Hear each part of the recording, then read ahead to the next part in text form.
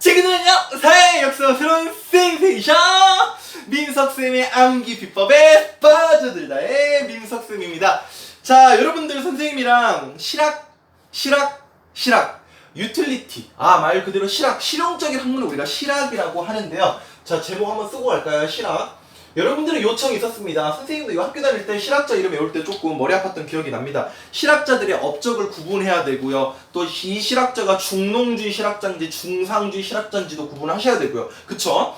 자, 말 그대로 실학이라는 게 사실적이고 쓸모있는 실용적인 학문이다라는 뜻으로 우리가 실학이라고 합니다. 원래 조선의 사상은요, 주류 사상은 성리학이었죠. 하지만 양난 이후에 그 성리학이 어떠한 현실적인 문제도 해결해주지 못하고 백성들의 삶에 1도 도움이 되지 않다는 걸 당시 지식인들 중에서 수많은 사람들이 공감하고 있었고요. 그러한 가운데 권력의 부류가 아니었던 아류였던 남인 계열들이 많이 이런 실학자들이 되기도 했었죠. 물론 노론과 소론 쪽에서도요, 이제 중상주의 실학자들이 좀 많이 나오긴 했습니다만, 기본적으로 실학자들은요 전부 다 메이저다 마이너다, 마이너라는 거야. 그래서 이게 현실 정치에 반영이 못했다라는 게 이제 한계점인데, 어쨌든 이 실학은요 크게 두 가지로 공부하는 겁니다. 농사를 중요시했던 중농주의 실학이 있고요, 맞죠? 그 다음에 상공업을 중요시했던 중상주의 실학이 있습니다. 자, 여기서 이제 조금 쑥 들어가 볼게요. 중농주의 실학이라는 뜻은요, 농사를 중요한다라는 건데, 그렇게 우리가 이야기하지 말고 결과적으로 말하면은 토지분배야. 뭐라고? 토지분배. 농사를 중요시 여긴다는 것은 농민들이 살아야 된다라고 주장했기 때문에 농민들이 자기 땅을 가져야 된다. 바로 토지개혁입니다. 토지개혁을 주장했었고요. 또한 이를 통해서 스스로 자기 땅을 가지고 운영하는 자영농들이 많아져야 된다. 그래야 국가가 산다라고 주장했던 분들이 이런 중농주의 실학자들입니다. 자, 토지분배와 자영농 육성을 강조했었고요. 반대로 중상주의 실학자는요, 말 그대로 상공업을 중요시 여겼다라는 거죠. 어떻게? 물건을 만들고 파는 거, 이걸 강조했다라는 거죠. 수공업을 강조했다라는 겁니다. 수공업. 맞죠? 그러기 위해서 어떤 소비나 수레나 화폐 사용 이런 것들을 이제 강조했다라는 건데요. 자, 중농주의 실학자와 중상주의 실학자 7명을 비교하셔야 됩니다. 몇 명이라고요? 7명. 1명, 2명, 3명 있고요. 1명, 2명, 3명, 4명 있습니다. 그러면 우리가 교과 과정에서 이 7명만 여러분들이 구분하시고 이분들의 업적만 캐치하시면요, 끝이야, 끝. 바로 가보자고요. 자, 순서대로 가겠습니다. 순서대로. 어떤 시리즈 흐름 순서대로 갈게요. 자, 먼저 반개 유영원이 있습니다. 유영원. 여러분들이 실학자들의 이름을 외울 때는요, 호까지 외워주시면 좋겠습니다. 이 반개수록이라는 책이 이 사람이 유명하거든요. 유영원. 그럼 바로 이야기할게요. 여기 유수원이에요. 전혀 둘이 관련이냐? 전혀 관련 없습니다. 알았죠? 여러분, 중상주의 실학자니까 실자가 들어갔지, 수공을 강조했잖아. 근데 실자라고. 그러니까 유영원 아저씨랑 유수원 아저씨랑 헷갈리면 안 돼요. 아시겠죠? 암기 비법 드렸습니다. 그 다음에 성호사서이라고 하죠. 제자들이 무지무지 많았습니다. 발해고를 썼던 유득공이라는 사람. 발해 역사, 의리 역사, 개이득, 유득공. 발해고라고 하는 역사책을 썼던 유득공.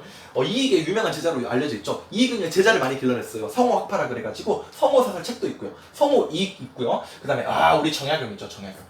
이 정약용이 시험 문제 아니면 진짜 레게노죠. 시험 문제 무조건 나옵니다. 정약용.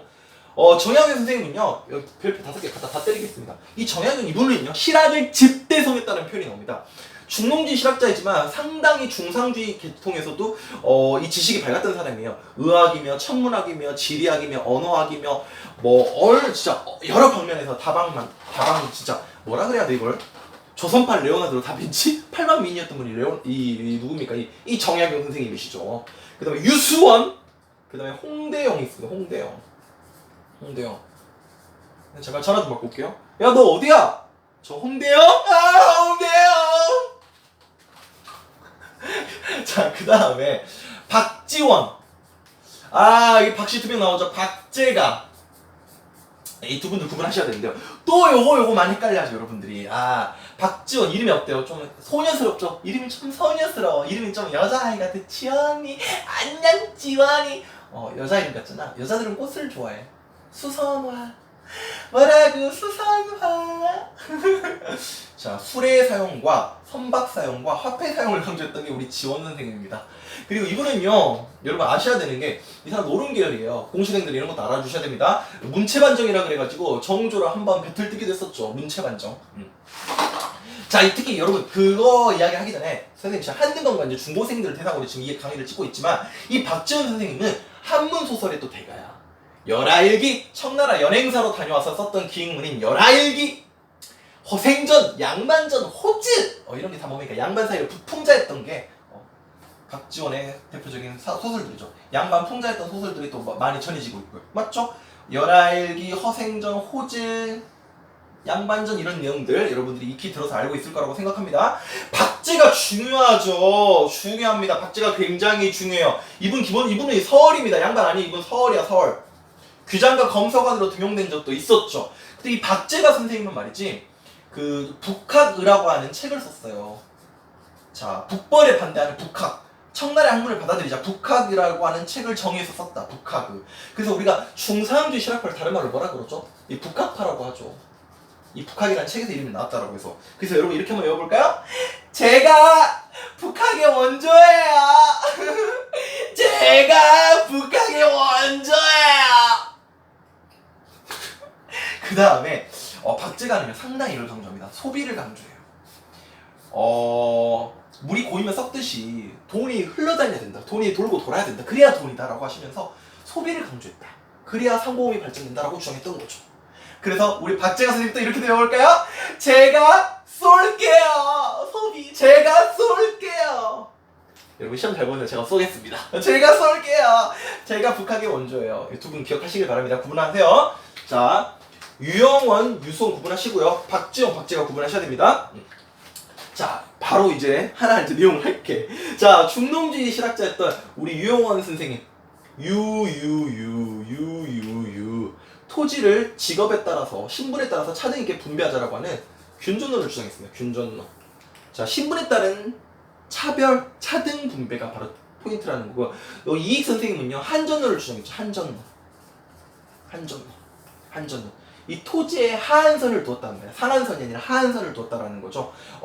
영업전이라 그래가지고 개인에게 영업전이라고 하는 이 토지는 절대 매매가 금지된다라고 하는 거죠.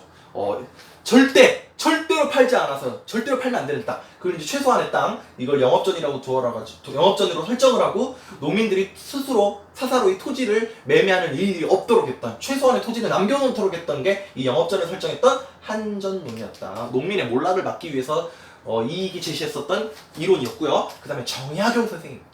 기가 막히고 코가 막히고 이분 진짜 어마어마한 분이죠. 진짜 이 정약용 선생님 진짜 레게노 중에 레게노, 진짜 레전드 오브 레전드 이분이죠. 이 정약용 선생님 뭐 말이 필요 없죠. 자, 토지에도 아야 어여 정약용 선생님 아야 어여 여전론 그 다음에 정전론 이런 걸 주장했다.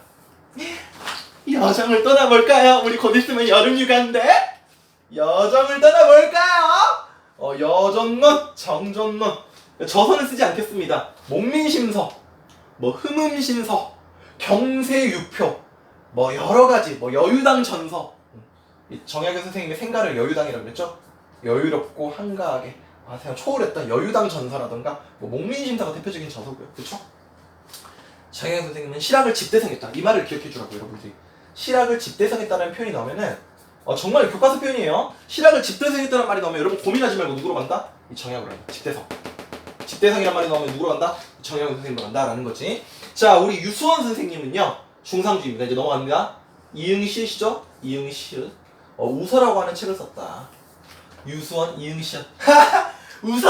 빨리 우서라고 하는 책을 썼다.